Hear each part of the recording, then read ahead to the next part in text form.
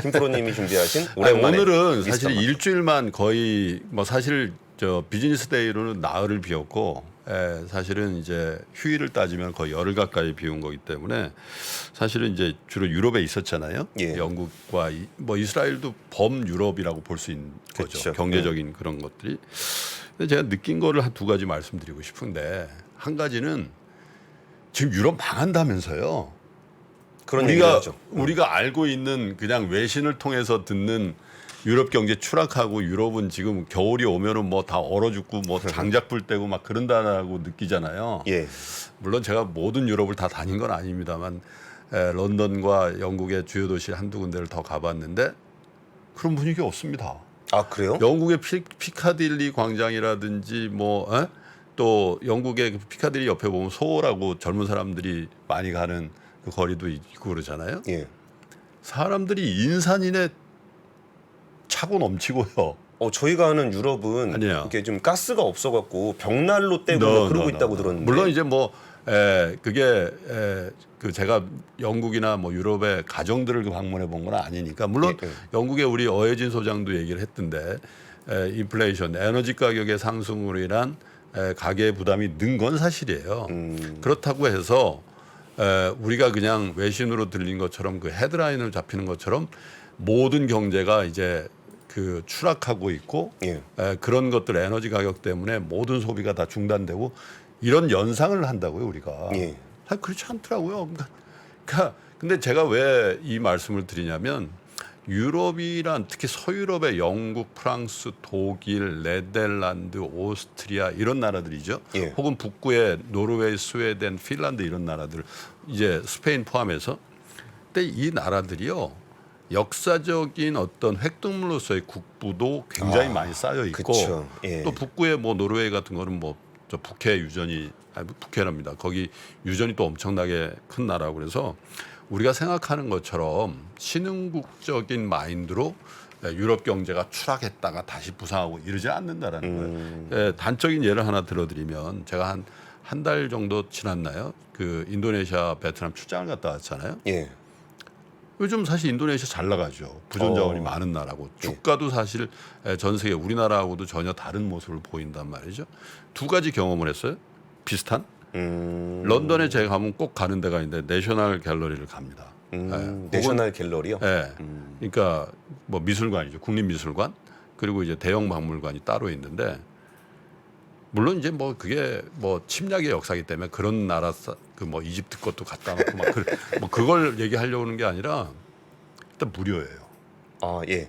내셔널 갤러리에 가면 세계적인 명화가 다 걸려 있는데 무료고 금토일 밤 9시까지 합니다. 그럼 사람 엄청 많아요? 엄청 많죠. 네, 그 앞에 광장에 피카디리 광장이잖아요, 바로. 근데 인도네시아 가서 자카르타에 가서 이제 그래도 갔으니까 박물관을 가보고 싶다니까 유료예요. 꽤 비싸요. 그 나라 현지 통화 기준으로는. 근데 한국 분들이 안 가셔도 되는데 그러더라고요. 아 예. 그러니까 역사적으로도 그렇고 일단 여하튼 굉장한 국부의 차이가 있다라는 거예요. 그래서 사회가 기본적으로 그런 것들을 무료로 개방할 정도의 부가 쌓여 있다는 얘기예요, 사실은. 그렇잖아요. 그런 거 거기도 많은 사람들이 월급을 줘야 될 때 다 재정으로 준다는 거잖아요. 예, 예. 그래서 기본적으로 유럽 경제를 보는 시각을 예를 들면 너무 단기적으로 유럽이 추락해서 그것이 재앙이 돼서 미국으로 또 아시아로 확산될 거고 전염될 거다. 그런 시각에서는 좀 벗어나는 게 좋지 않겠냐. 그런 생각을 좀 해봤고요. 두 번째는 이런 겁니다. 소비에 대해서 우리나라도 이제 소비로 견인되었던 경제 성장률인데 그 소비의 견인력이 떨어지면서 예. 이제 3분기, 4분기가 걱정된다라는 거잖아요. 근데 소비가 기본적으로 가장 부진하고 있는 나라 세 군데를 잡자면 한중일입니다. 현재. 그죠?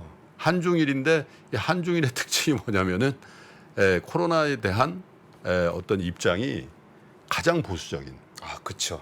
예. 그래서 물론 이제 국민의 안전이 굉장히 중요한데 기본적으로 백신의 확산과 또 오미크론으로 이제 변이가 되면서 또 위중증의 어떤 그 비율이 굉장히 약화됐잖아요. 그래서 그 런던이나 이스라엘, 예루살렘, 뭐 텔아비브 전부 다 기본적으로 공공시설이라든지 실내 이런 쪽에서 마스크는 안 씁니다. 그리고 실내에서도요? 실내에서 안 써요.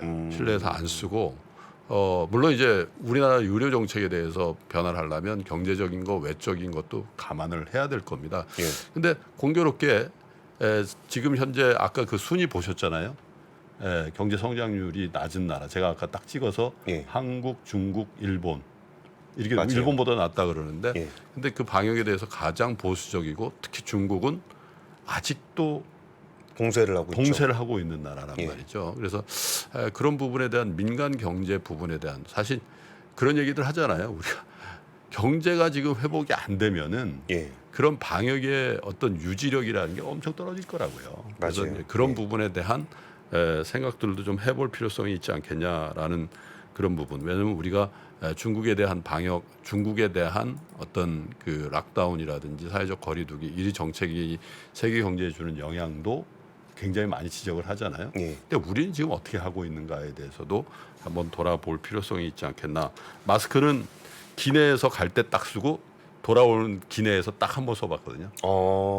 유럽에서는 전혀 안 쓰나 봐요. 전혀 안 씁니다. 어디서도? 어디서도. 특히 런던에서는 쓴 사람은 아주 심한 기저질환자, 노약자 정도가 쓴다고 봐야 되고요. 그래서 그건 뭐 이스라엘도 마찬가지였던 것 같습니다. 실내, 실외 가릴 거 없이 법적으로도 뭐 미국도 이제 지하철 이걸 푼다는 거 아니에요. 그래서 예. 기본적으로 우리의 방역에 대해서도 한 번쯤은 돌아볼 만한 그런 시점이 아닌가 그런 생각이 좀 듭니다. 물론 안전이 가장 중요하다는 생각은 변함없이 우리가 해야 되겠죠. 예, 근데 거기에 더해서 우리는 지금 이제 안전과 어떤 경제적 자유 뭐 이런 부분들에 있어서 우리가 이런 얘기를 안 한 지가 굉장히 오래된 것 같아요. 이게 뭐 실외는 풀고 실내는 계속 마스크를 쓴다는 얘기는 했는데 그 다음에 우리가 어떤 그 마일스톤을 가지고 어디까지 하면 마스크를 안 쓸 수 있고 어디까지 하면 방역을 풀고 하는 얘기 자체를 얘기를 안 하는 부분이 네. 사실 이게 논란이 되잖아요. 항상 그 뭔가 정책을 하게 되면. 네. 근데 논란이 되는 거를 좀 피하고 싶어서 그런 게 아닌가라는 생각도 좀 그래서 이제 들어요. 그런 생각도 들었어요. 사실 이제 여왕이 이제 저 뭐라고 표현해야 돼? 죽었다는 표현은 좀 그런 것 같고 서거하셨다 좀 쓸까요? 그런 예. 표현을 쓰는데 여왕이 죽었죠. 죽었는데 60몇 년 동안 이제 재위를 했는데 사실 입헌군주제니까 실권이 없는 여왕인데 권위가 있죠. 그렇죠. 근데 사실 그러고 나서 중국을 보니까 다시 중국은 왕이 되려고 한단 말이죠.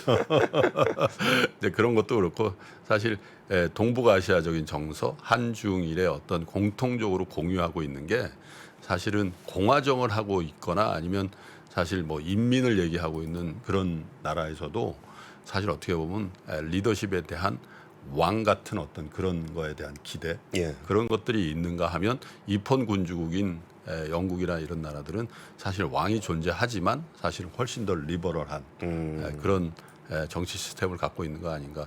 지금 요번에 48살짜리 여자 총리가 됐잖아요. 예, 예. 근데 그분도 여러 가지 스캔들 뭐 이런 것들이 또 따라 나오더군요. 예. 그래서 그러면서도 선출된 그 공무원에 대해서 그냥 인정하는 그런 리버럴한 그런 분위기도 한번 본 것 같습니다. 그러니까 부자 3년 말씀하시니까 일본도 사실 네. 뭐 경제 성장률이니 국가 부채니 이런 거 보면은 야, 이런 나라가 유지가 되나 싶은 부분이 있는데 벌어놓은 돈을 보면 엄청나죠. 와 이거 진짜 그 일본 걱정은 뭐 연예인 걱정, 재벌 걱정, 공무원 걱정만큼이나 별 의미가 없다는. 그래서 저 서유럽 사람들이 한국 사람들이 서유럽 경제 걱정하는 거 보면 그런 생각할 수도 있겠다는 생각이 듭니다. 알겠습니다. 그러면은 저희 이제 박병창 부장님 만나러 가겠습니다. 신고가에 5만 원 돌파할 때 5만 원에 따라 살 수 있나요, 우리? 내가요? 5만 원이 다시 내려가서 2만 원까지 와서 2만 원 떨어지면 신저가예요. 거기서 구매해서 쓸 수 있나요? 주식시장에 절대 변하지 않는 것이 두 가지 있습니다. 주가의 기본적인 움직임 그리고 투자하는 사람들의 심리입니다. 내가 팔면 오르고 사면 떨어진다고요. 주식에 대한 공부가 모자라서가 아닙니다. 주가를 만드는 투자자의 심리를 모르기 때문이죠. 하락장의 공포를 이기는 5가지 실전 투자 심리 전략. 박병창의 돈을 부르는 매매의 심리에서 지금 확인하십시오.